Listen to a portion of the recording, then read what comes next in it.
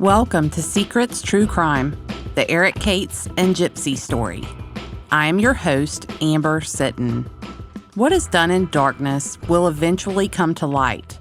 That is the purpose of this podcast. To shine light on the story of Eric Cates, his beloved dog Gypsy, and the town of Empire, Alabama. Listener discretion is advised. The subject matter may involve violence, sexual content, murder, and adult themes. It is not suitable for younger listeners. This is episode 4 of a serial podcast, and they are designed to be listened to in order. Many tips and theories of who murdered Eric and Gypsy came to light on the afternoon that their bodies were found behind the Empire School. Another one of those theories involved a man named Julius Goodman, or Roe, as many call him. Roe lives in Empire in an area called The Camp, just 1 mile from the old Empire School, and he told me this is where the Black community lives in Empire. Wayne got a phone call, and I honestly don't remember who it was from, telling him that Roe was behind Eric's murder. And in fact, Wayne was still on the phone at the time that Tanya Malden's phone rang.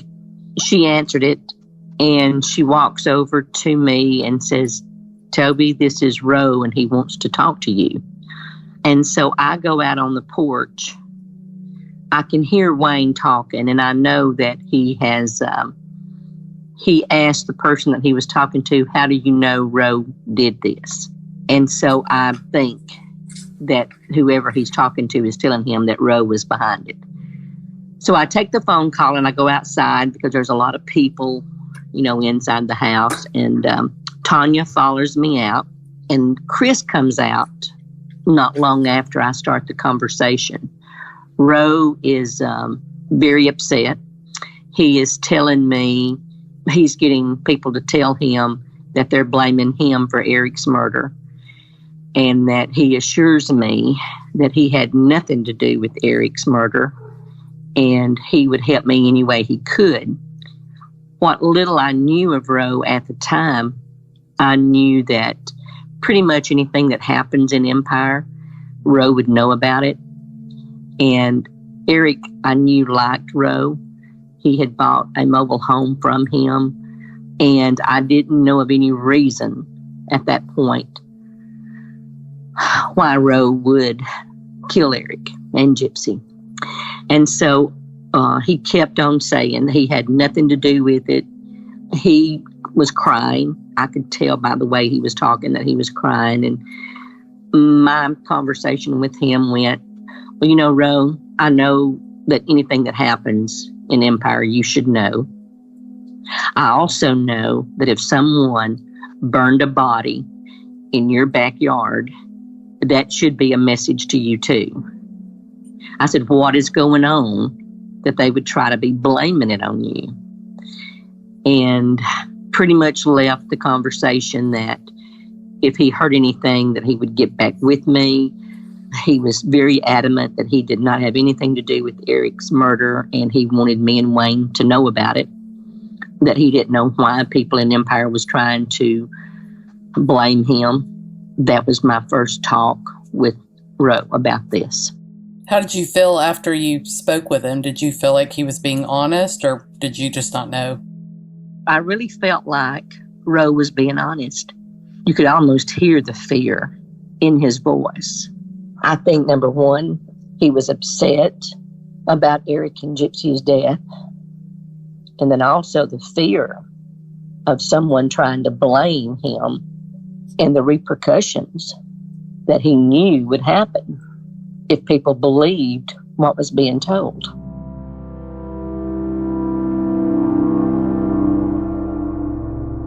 Michael and I wanted to speak to Roe. I called him on a Saturday afternoon, and he told me we were welcome to come by. When we arrived, Roe met us outside and gave us a warm, but maybe a somewhat apprehensive greeting. We didn't record our conversation that day, but as we spoke with Roe, I knew I wanted to. There was much more to Roe's story than I anticipated. At the end of our meeting that day, I offered Roe the chance to tell his story to all of you, and he agreed. How did you first meet Eric? Met him through a mutual friend. He had a mobile home for sale. I was interested in it. So he told me that we would have to go through his dad because his dad actually had contacted me and told me that we was going to have to go through him because he said that all of his son's business dealings don't usually go as planned. So he would have to have all of the money up front before I moved the mobile home, and that he would allow me to pay him in payments, which he wrote me receipts for all of them, but I wouldn't be able to move it until it was all paid in full. That's how I first came encountered with Eric. When I actually went to move the trailer, he didn't have the title to it, so we had to go to the bank, and we rolled up there together. We made a stop at a foreign place and got some food. He talked about his mom a lot and his family. Everybody in the bank knew him. That day I spent some time with him, and we also went to the mutual friend's house before we left for a second. He had to stop up there. His best friend was somebody that I knew, that I thought was his best friend, because I never seen him unless I seen the other one. He was kind of in the neighborhood, so he did a lot of work. He would always saying passing through. He always honk his horn, blow, wave. Decent guy. I asked Roe if he saw Eric that Friday, the day before Eric and Gypsy were found murdered. He was with Daniel that day, every time that I seen him go down toward that school. Every time I ever seen him, he was either with Daniel or Daniel's wife. I spoke with the man Roe is referring to as Eric's best friend, Daniel. He told me he wasn't with Eric on that Friday, but he said that he saw Eric shoveling gravel in the camp that day. I asked Roe about that. The camp isn't a big place. If Eric had been there working that day, it's unlikely that Roe wouldn't have known about it. I don't know if it was that day. I know that he put gravel in a hole up the road by the church, by my mom in the mailbox. I seen them putting gravel across there at my brother's driveway. So I don't know if it was exactly that day because it's been so long. I really don't think it was, but it could have been. Roe's name has been brought up to us several times as a person potentially involved in Eric's death. The stories vary, but most all of them involve either Eric owing Roe money or taking Roe's money and property. I asked Roe about these stories, and I asked him if he or anyone else in the camp had a problem with Eric. He was fine up here. He was up here doing work at the cannons of his hole. I don't think I had the trailer, 2-3 weeks? So I had just stopped owing them. Roe adamantly denies that Eric owed him money, and he said Eric never stole from him. My home had just burnt down previously, so we was looking for somewhere big enough to, for my family to stay. We was at a mobile home place, and my brother called, and he said that somebody called and said that they found Eric's truck burned by the school. Then he called back and said that they said he was in it. And I remember telling my brother, I said, whoever did that must not know who he is, that it's finna be hell to pay for somebody. And the evening went on a couple hours, and he called me back, and he was like, the detectives up here, they say they want to talk to you, that somebody put your name in it. And I told him to put them on the phone. And I told them what I was doing, and I told them that I was finna get my family, we was finna get in the car, and we was on our way up here. And by the time we got here, they was gone. So I called them back, and they told me to come to the station. And I went right to the station.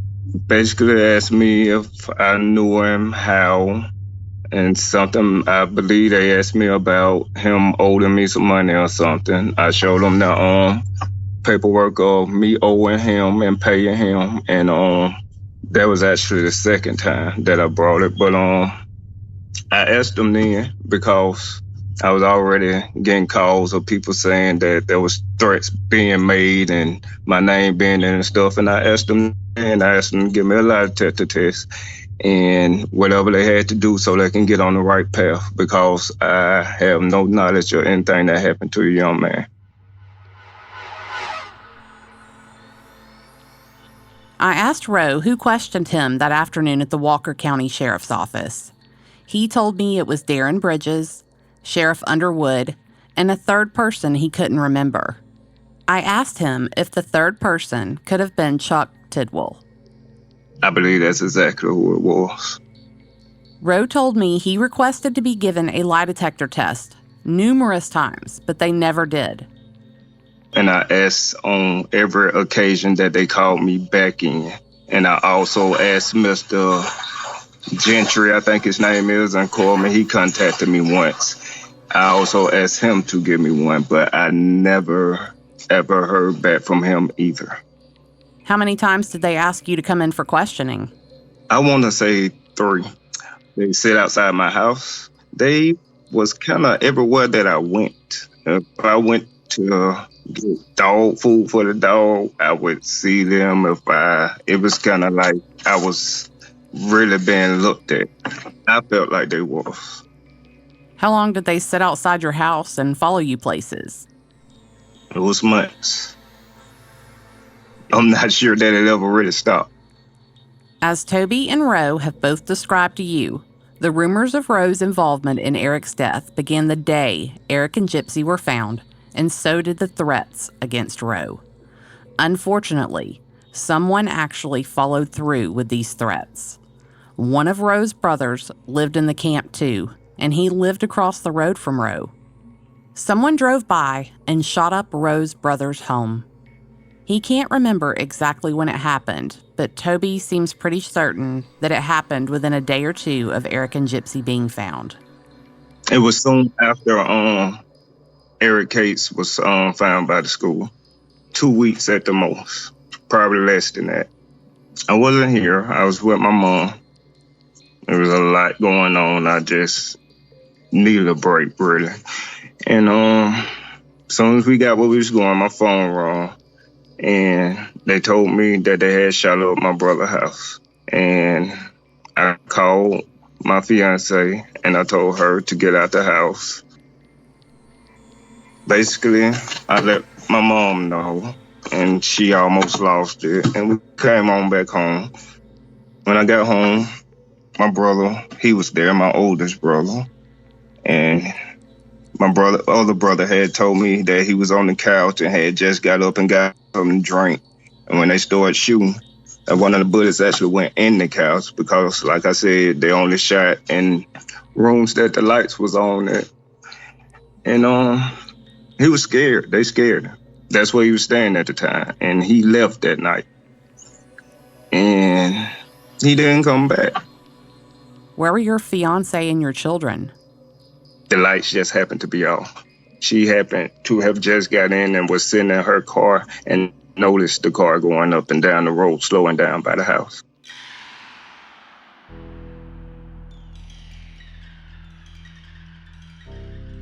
Toby described Eric's dad, Wayne, receiving a phone call from Eric's friend, Daniel. The next day, on Sunday, I believe it was Sunday, Wayne got a phone call, and he was told that someone had shot up Roe's house. And it upset Wayne because after we talked, Wayne didn't think Roe had anything to do with it. And the next time I talked about the house being shot up is when we went, Wayne and I had to go in, I believe it was on Monday, and give DNA. And the fire marshal, Mr. Freeman, Deputy Bell, and Chuck Tidwell were there when we were going to give the DNA sample. And before we got seated, Mark Bell, who was already seated at the time, wanted to know if I was the one who had shot up Roe's house. How did you respond to that? I told him that's not the way I played the game that ammunition was too expensive to waste like that. Did they question you any further about it? No. They did ask Wayne at the time if he had anything to do with it. And Wayne told them that he did not. He did not know anything about it before it happened. It was only after it happened that he was informed about it.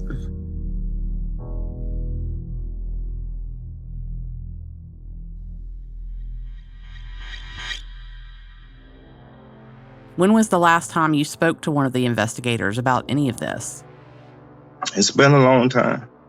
The last memory I have of all that going on is when my brother's house got shot up.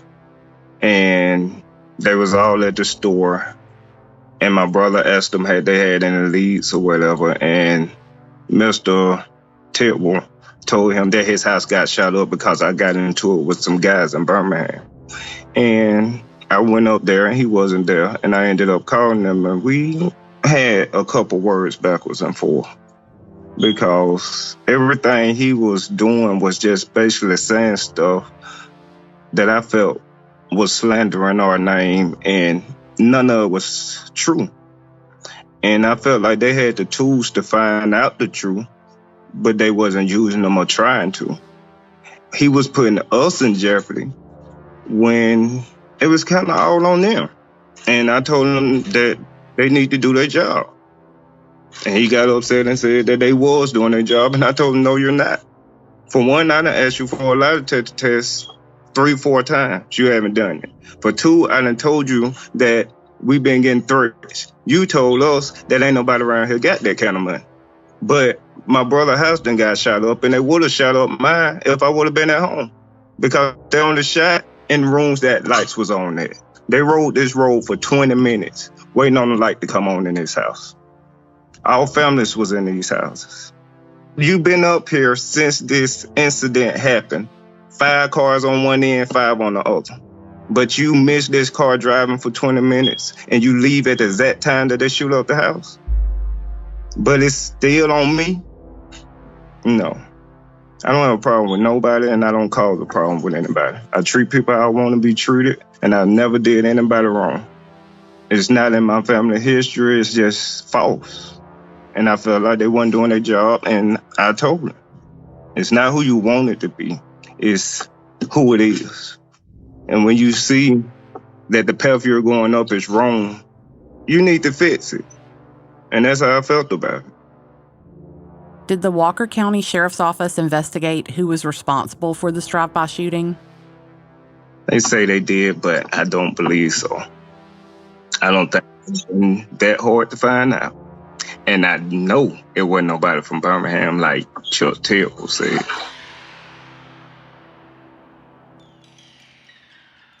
And now a word from our sponsor. While true crime is my passion, sometimes I need to decompress from the stress of my day.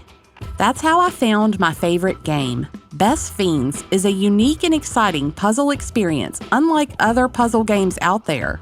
While Best Fiends has challenging puzzles, it's a casual game anyone can play, but it's made for adults.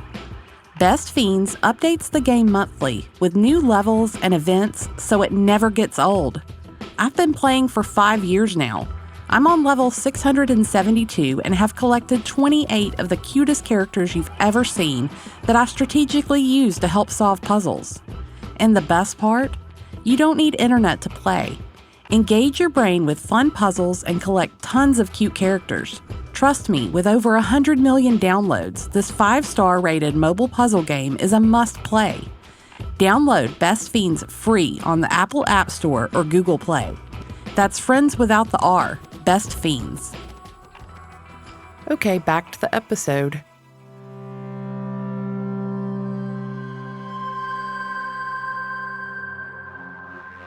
When we went to speak with Roe that first day, we didn't know a lot of the details surrounding his part of the story, and we had no idea just how deeply Eric and Gypsy's murders had impacted his life. And not just his life, but the lives of his entire family. Roe was emotional that first day, as he told us his piece of the story. And I feel like if that night never happened, my brother would still be here because he would have been home. He ended up getting killed probably a week or two later, away from home. Roe told us his brother was murdered just weeks after Eric. And while he doesn't think his brother's death is directly connected to Eric's, he fully believes his brother only left his home because he was scared after his home was shot up. If the drive-by shooting had never happened, he believes his brother would be alive and well today. I have a burden on my heart, knowing that I was falsely put in something that they could have, from the beginning, proved that it was false and gave that family closure and gave them a chance to go after the people that they should be going after. And them leaving me in it when my family became a target. That's how I feel about it.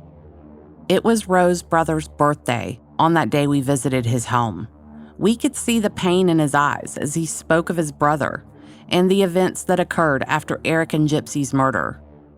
As Toby described earlier, she spoke to Roe that very night. I don't remember if I called her or she called me. I might have called her. I know at one point, the lady at the store might have gave it to me. Gave me her number and said she wanted me to call her. So it's possible I called her. Yes, ma'am. The first time I talked to Miss Toby, she wanted to talk to me. This is how I felt the whole time. I didn't have any problem talking to her, the police, or anybody else because I didn't have anything to do with it. And that wasn't going to change.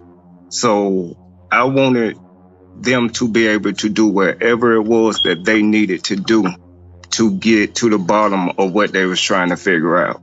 So if it was me going down there, talking to them, taking a lie detector test, whatever, I figured the easy route would be to point at me once that I was in the midst of the conversation of being involved.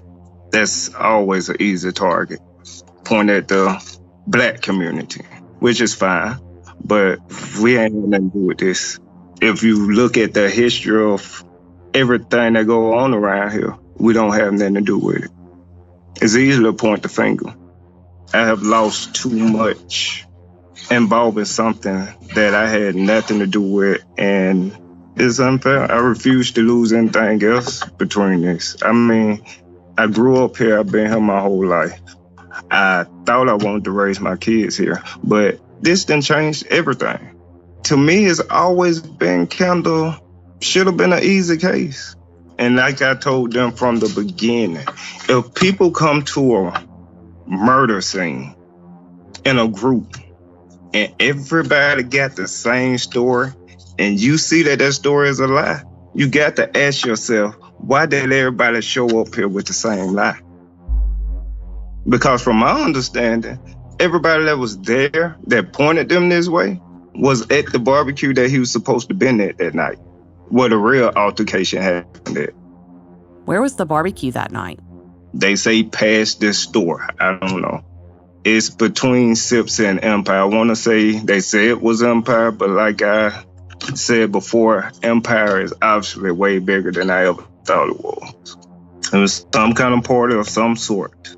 And like I said, if you with somebody all day and you driving past this house and going down there toward the school, who you was with that day know exactly where you was going, what you was doing, and who you was involved with that way. If you're with somebody every time you're around here, that person knows what happened to you. And you can lie about it all you want to, but your lie not gonna stick.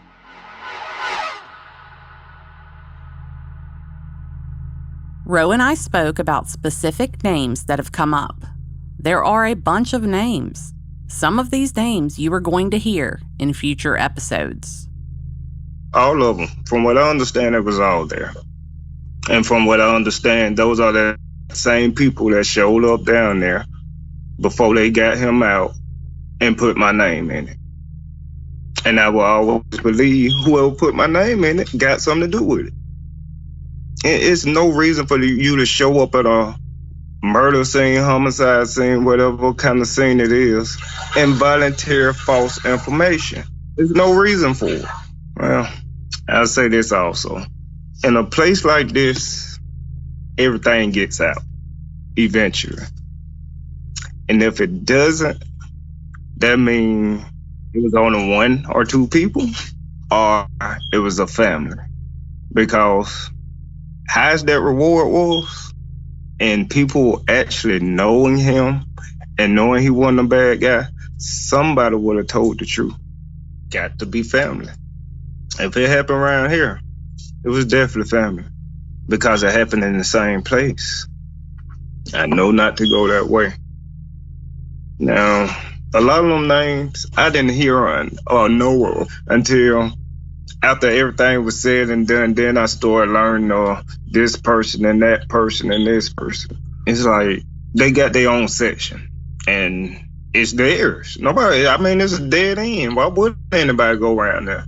At the time, I thought that they was just sorry, possibly didn't know what they was doing, but going through it and seeing other departments and all that they need and this, that, and all the, it's hard to put blame on them. I put blame on them for how they handled it, but I'm not gonna say I don't think they didn't want to solve it or didn't try.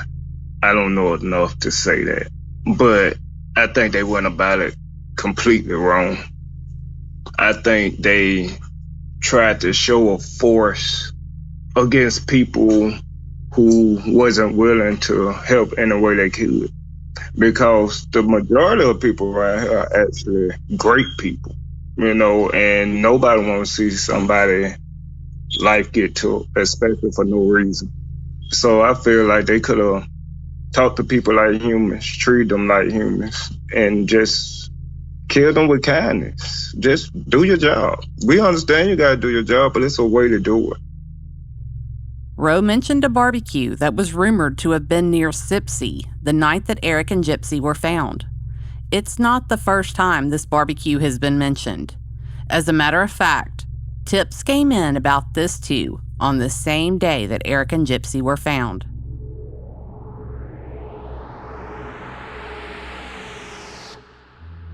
I was at Wayne's home, and Wayne got a phone call from a man telling him that there was some people out in the yard at the trailer park, that they had had a party, and that the people were cleaning up the house, and they had water hoses, and they were spraying off the porch and even out in the yard. And it was a little eerie because this is pretty much the same conversation that we had had with the man that had called about the incident in Empire, about water hoses and cleaning off porches and cleaning off the yard, sweeping the yard. But this was at a trailer park in Gypsy, and that they refused to call the sheriff's department. They said that they called them and nothing was done, and that they would get harassed. Deputies would never come when any of them in their call, pretty much, on certain people. He never mentioned any names. A little while later, a woman called, and she was telling us that at that time more people had arrived and they were taking things out of the house, putting them in a trunk. She never gave us a description of the vehicle. She wanted to know how much longer it would be before the cops got there. This went on for probably an hour. I called Chuck Tidwell and told him about it. And when the man called Wayne back, he was, a little upset. He, asked Wayne if anybody was coming, that somebody needed to get there in a hurry. And then the woman called me back. So at the same time, Wayne was talking to the man. I was talking to the man's wife, because she was saying that her husband had called Eric's dad about this. They were on opposite ends, or one of them was out in the yard. I really don't remember that part. One of them was out in the yard. One of them was inside the mobile home. So they were both calling us. And she said that her husband had talked to Eric's dad and told him about the cleaning up at this trailer. And she implied that it wasn't the first time that they had called and complained about this trailer, but that nothing was ever done. Several hours later, the man called back and told Wayne that he and his wife both had been there all day and that no law enforcement had come to that mobile home. Did you follow up with Chuck and ask him about going to the mobile home? Oh, yeah. Chuck just said that there was a barbecue there that night, that there had been a fight, but that it had nothing to do with Eric. Did he say how he knew this, since he didn't go there? I asked, did he go and make a report? And he said no, that another officer had went to the mobile home. I didn't believe that because the neighbors had said that they had been there all day watching and nobody came. I tend to believe these people because, from what they were saying, they were right there. They could see anybody coming down the road and going into this. It's not like it was way back off the woods. They could see everything that was happening. And they were pretty much saying that they really didn't have any faith in them coming anyway because they never came. Toby doesn't know who all lived in this mobile home, but she knows that the girlfriend of one of the people whose name that comes up over and over and over again in Eric and Gypsy's murder lived there, and that this man was seen there with her numerous times. Why would an investigator not follow up on a lead about a barbecue, a violent fight, and the cleanup and possible disposal of evidence that all occurred the night before and the day that Eric and Gypsy were found?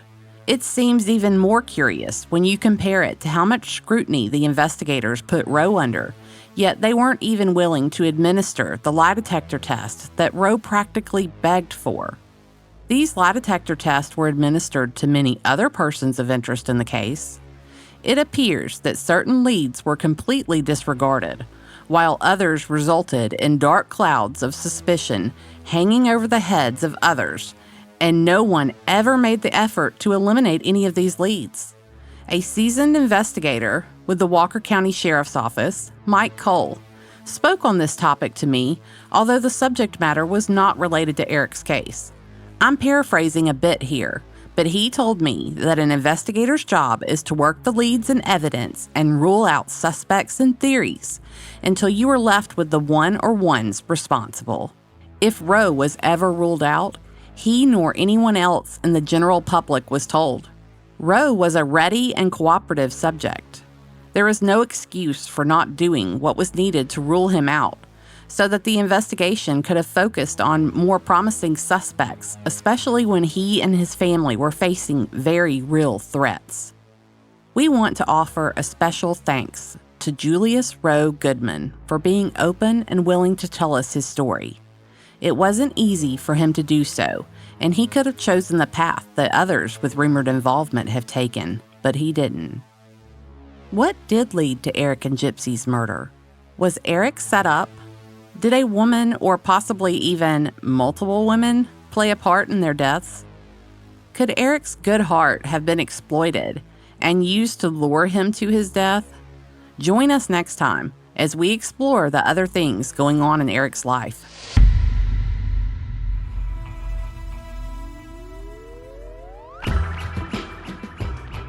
If you have any information that could help in solving the murders of Eric and Gypsy, please call the Walker County Sheriff's Office at 205-522-6112. You may also email me at secretstruecrime@gmail.com or call our confidential tip line at 205-282-0740. If you are left still wanting even more content, please check us out on Patreon. We have filled it up with great information about Susan and Evan and Eric and Gypsy. Our next Zoom call for Patreon is scheduled for December 10th. This podcast is an independent podcast. That means that everything that goes into making this podcast is done and funded by me. All of the investigative tools and resources are provided by Echo 7 Foxtrot. The tragedies we highlight and investigate have had a tremendous impact on the victims' loved ones and friends. We don't burden them with the additional expenses to cover their cases. We donate our time and talents because we want to help and hope to find the answers that they need that are so long overdue. For as little as $5 per month, you can receive exclusive access to members-only photos, videos, early access to episodes, and much, much more. By becoming a patron, you too are helping us to help these families. Your support as a patron of Secrets True Crime Podcast helps us cover the expenses associated with producing a high-quality podcast, traveling to conduct field work and interviews, and obtaining the tools and equipment needed to conduct a thorough investigation. In short, your support as a patron allows us to do more for these families. Become a patron of Secrets True Crime Podcast today, and let's solve these cases together. Patreon.com/secretscrime. I'll also post the link on our Facebook page. If you are enjoying this podcast, be sure to follow or subscribe in your podcast player of choice and by giving us a 5-star rating and review in Apple Podcast. I'm active on social media and often share photos of Eric and Gypsy. Follow Secrets True Crime on Facebook, Instagram, and Twitter @SecretsCrime. The audio production for this podcast is by Kane Power at precisionpodcasting.com.